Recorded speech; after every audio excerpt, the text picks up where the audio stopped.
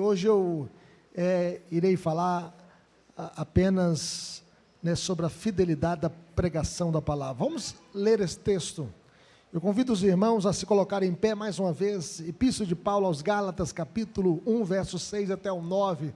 Você que está em casa também, abra sua Bíblia ou acompanhe a leitura que vai aparecer aí na sua tela. E vamos meditar nessa passagem para a nossa edificação. Todos juntos? Admira-me que estejais passando tão depressa daquele que vos chamou na graça de Cristo para outro evangelho, o qual não é outro, senão que há alguns que vos perturbam e querem perverter o evangelho de Cristo. Mas ainda que nós, ou mesmo um anjo, vindo do céu, vos pregue evangelho que vá além do que vos temos pregado, seja anátema. Assim como já dissemos, e agora repito, se alguém vos prega evangelho que vá além daquele que recebestes, seja anátema. Oremos. Pai querido, fale conosco por meio da Tua palavra, Senhor, que a Tua palavra possa encontrar guarida em nossos corações, e que o Senhor esteja, ó Deus, trazendo vida, a nossa vida, trazendo, ó Deus, edificação, despertamento, avivamento, ó Deus, e que o Senhor esteja fazendo grandes coisas em nós, por nós e através de nós. É o que nós te pedimos em nome de Jesus. Amém. Podem assentar, meus irmãos. Hoje nós iremos descobrir quais são os 3 elementos que mantêm a unidade da igreja. Primeiro, a fidelidade à palavra de Deus. Segundo, a fidelidade à ministração dos sacramentos, que é a ceia e também o batismo. E em segundo lugar, o fiel exercício da disciplina. No entanto, na pastoral de hoje eu vou falar apenas do primeiro elemento, fidelidade à palavra de Deus. Nós estamos vivendo em outubro, o mês da reforma, sola escritura, que é a volta às escrituras, a volta à palavra de Deus. E a verdadeira unidade da igreja, ela depende da fidelidade à palavra de Deus. Nós vivemos em uma época de confusão espiritual, em tantos discursos religiosos, muitos estão trocando o evangelho da graça por outro evangelho, um evangelho pervertido.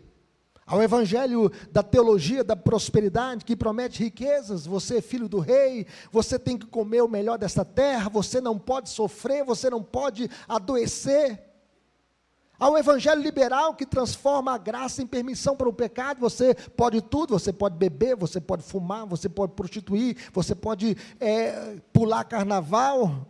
Esse é o evangelho liberal.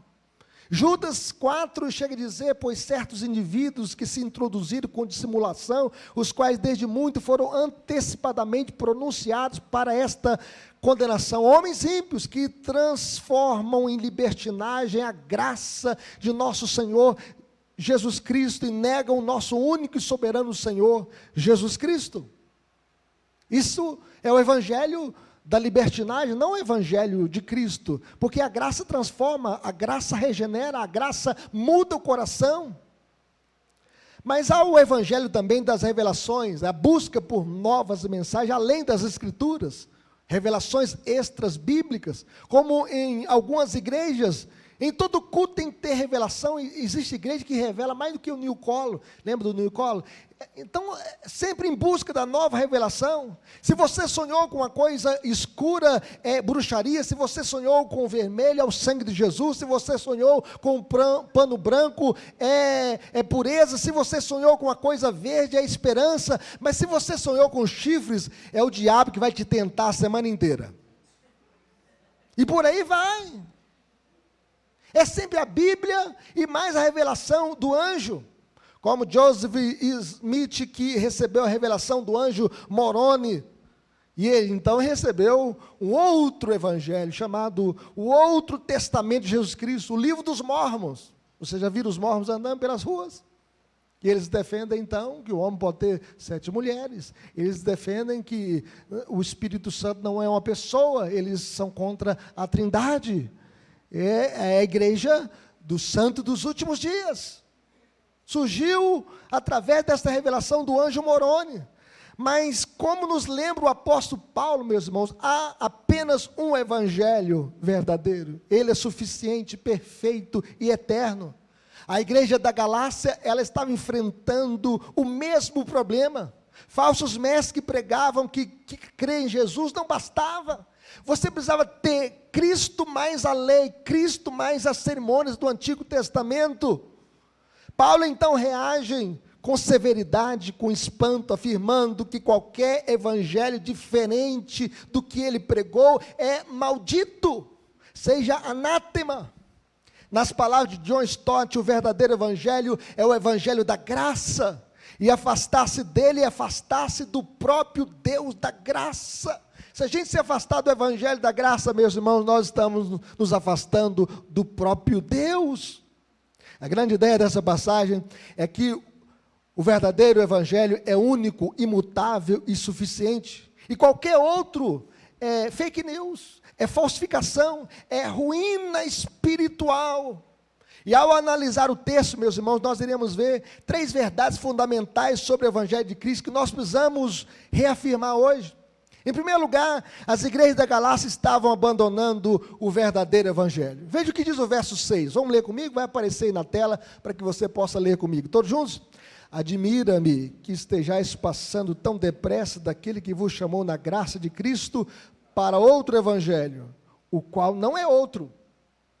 Então Paulo se admira da rapidez com que os gálatas estavam se afastando do evangelho da graça. Paulo, ele evangelizou os gálatas na sua segunda viagem missionária, pregou o evangelho da graça. Ele havia ensinado a eles a salvação pela fé em Cristo, mas agora eles estavam abraçando a mensagem legalista, Cristo mais a lei, Cristo mais as cerimônias do Antigo Testamento. E abandonar o evangelho da graça não é mudar de doutrina, é afastar-se do próprio Deus da graça. Imagine um homem, meus irmãos, que recebe um cheque assinado por Cristo, cobrindo toda a sua dívida, dizendo: dos seus pecados eu não me lembrarei mais. Em vez de ele aceitar esse cheque com gratidão, ele tenta acrescentar a sua própria assinatura, como se ele pudesse completar a obra de Cristo. O evangelho da graça, meus irmãos, significa que Jesus na cruz, ele diz: tetelestai, dos seus pecados eu não me lembrarei mais, e que o sangue de Jesus é suficiente para nos lavar de todos os nossos pecados. Deus não precisa da nossa ajudinha, nós precisamos apenas aceitá-lo com gratidão no nosso coração. Assim, meus irmãos, é o crente que confia em boas obras para ser salvo. A Bíblia diz que pela graça sois salvos mediante a fé, e isso não vem de vós, é dom de Deus, não de obras, para que ninguém se glorie.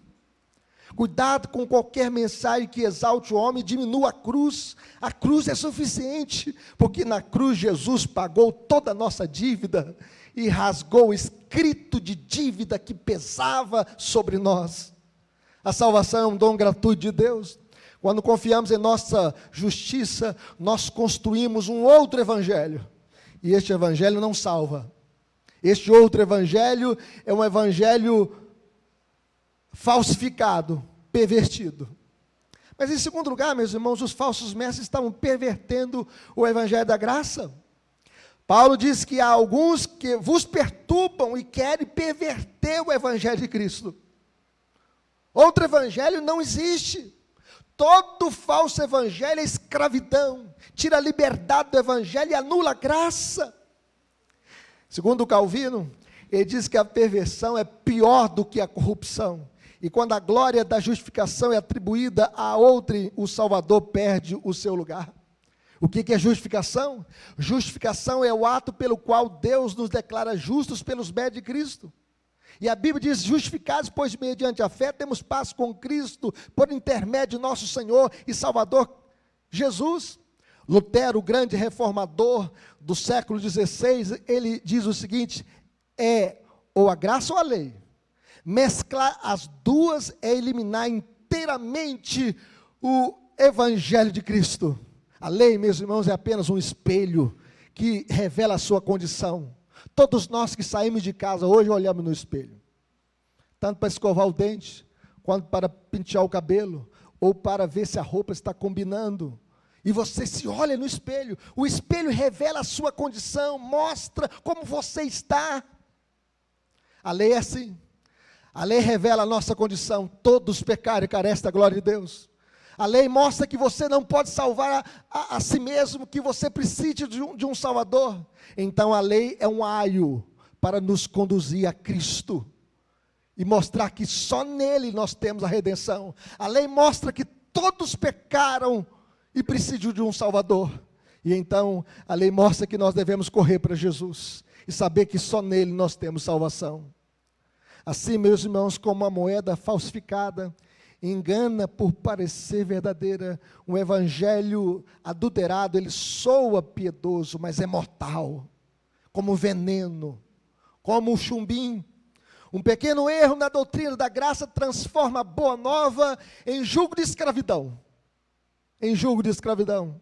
Devemos provar toda a doutrina à luz das Escrituras. Nem toda mensagem cristã é o Evangelho. E qualquer ensino que tire a glória de Cristo, dê ao homem, é heresia disfarçada de piedade. Por isso, nós devemos sempre examinar toda a pregação à luz das Escrituras, como os crentes de Bereia fizeram, né? Examinando as coisas à luz das Escrituras, para ver se elas eram de fato a si mesmo. Mas, em terceiro lugar, meus irmãos, o Evangelho de Cristo não pode ser alterado. Veja o que diz o verso 8 e 9. Vamos ler o que está aparecendo aí na tela. Vamos ler todos juntos? Mas ainda que nós, ou mesmo anjo, vindo do céu, vos pregue Evangelho que vá além do que vos temos pregado, seja anátema. Assim como já dissemos, e agora repito, se alguém vos prega Evangelho que vá além daquele que recebestes, seja anátema. Paulo afirma aqui, meus irmãos, mesmo que ele, Paulo escreveu 3 epístolas, Paulo plantou muitas igrejas ali na região da Ásia Menor.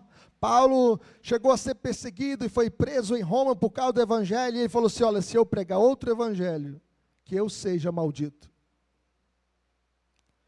E ele chega a dizer, mesmo se um anjo descer do céu e anunciar um outro Evangelho, também seja anátema. O Evangelho, meus irmãos, é imutável, porque não é invenção humana, mas é revelação divina. A mensagem é maior do que o mensageiro. Nós devemos ficar firmes no Evangelho. Calvino diz o seguinte, considere como demônios. Olha, palavra dura, né? Considere como demônios aqueles que ousam apresentar evangelho diferente do Evangelho de Cristo. Se alguém pregar outro evangelho, Calvino diz, considere como demônio, como mensageiro das trevas, como um filho de Satanás. Lutero comenta, o zelo de Paulo em favor do evangelho tornou-se tão fervoroso, que quase o levou a amaldiçoar os anjos.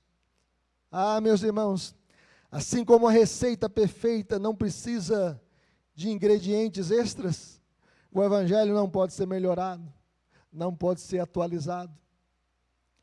Tem um falso pregador da internet aí que diz que o Evangelho precisa ser modificado, seja atualizado. Mas como diz Billy Graham, o Evangelho, a palavra de Deus, a Bíblia, é mais atual do que o jornal de amanhã. É a nossa vida que precisa ser atualizada pela palavra do Senhor. Como na oração que o Senhor fez, a oração sacerdotal de Jesus, Pai, santifica-os na verdade, e a tua palavra é a verdade. Então, qualquer tentativa de acrescentar algo à cruz é corromper a sua própria essência. É como jogar água no leite. Você vai adulterar o produto. Rejeite toda pretensão de nova revelação. Deus já revelou, meus irmãos, a sua verdade plenamente nas Escrituras. O Evangelho não evolui com o tempo. Ele permanece o mesmo. Ele é poderoso para salvar hoje, como no dia de Paulo. Nós não precisamos melhorar o Evangelho ou atualizar o Evangelho. O Evangelho já é perfeito, completo, cabal. Concluindo, meus irmãos, o apóstolo Paulo nos lembra que que o Evangelho é singular, puro e eterno. Ele não precisa de complementos humanos, não precisa de acréscimos, nem de novas revelações. Nós não precisamos que um anjo nesta manhã desça aqui e nos traga um outro Evangelho. E se isso acontecer, seja anátema. O Evangelho é a boa notícia da graça de Deus em Cristo. O Evangelho de Cristo é suficiente para perdoar, para transformar e para salvar o mais vil pecador. Foi esse Evangelho que me tirou do caminho da morte para a vida, me tirou das garras de Satanás para Deus, me tirou do caminho do inferno para o caminho do céu. Nós não precisamos de outro Evangelho. Todo evangelho diferente é falso, mesmo que venha com aparência de luz. Lembre-se, nem tudo que reluz é ouro. Como viveremos? Primeiro, permanecendo firme na palavra de Deus. O evangelho é o fundamento da unidade da igreja. A nossa unidade é na verdade, meus irmãos. A nossa unidade é na verdade. Sem a verdade do evangelho, não existe unidade da igreja. Como é que a igreja vai ser unida? Pelo evangelho. Pela palavra de Deus. Tertuliano afirma, são igrejas verdadeiras aquelas que se apegam àquilo que receberam dos apóstolos. E nós recebemos esta mensagem dos apóstolos. Não é do apóstolo René Terranova, ou do Valdomiro, não, do apóstolo Paulo, Pedro, dos apóstolos do Novo Testamento. Não existem apóstolos hoje.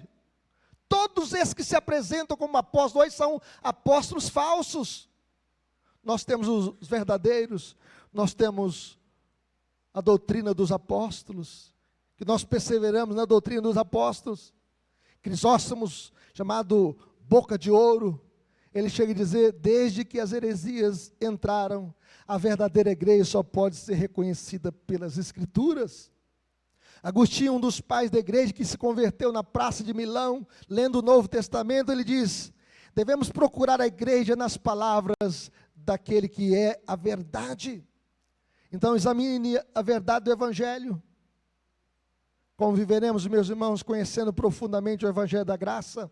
Leia, medite, estude as Escrituras. Nós estamos vivendo uma geração analfabeta da Bíblia. Gente que não conhece a Bíblia. Gente que não conhece a palavra de Deus. Rejeite todo ensino que exalte o homem e diminua Cristo. E viva com gratidão, reconhecendo que a salvação é dom gratuito e não conquista pessoal, não mérito humano, mas a graça de Deus. Porque onde abundou o pecado, superabundou a graça de Deus. E finalmente, conviveremos anunciando o Evangelho verdadeiro com coragem e amor. Prega o Evangelho, anuncie o Evangelho. Pregue para os seus filhos, pregue para a sua família, pregue na rua, pregue na praça, pregue em Conceição do Pará, pregue no bairro Lidéia, pregue em todas as nações, fazer discípulo de todas as nações. Nós devemos pregar o verdadeiro evangelho com coragem e amor no coração. Nós devemos amar as pessoas. Existem muitas pessoas na escuridão, muitas pessoas nas trevas, e elas carecem do amor maior, deste amor que nos alcançou e mudou a nossa história. Que Deus nos abençoe. Vamos colocar em pé? Vamos falar com Deus, meus irmãos. Vamos pedir a Deus que nos visite, que abençoe a nossa escola dominical e que possamos nos aprofundar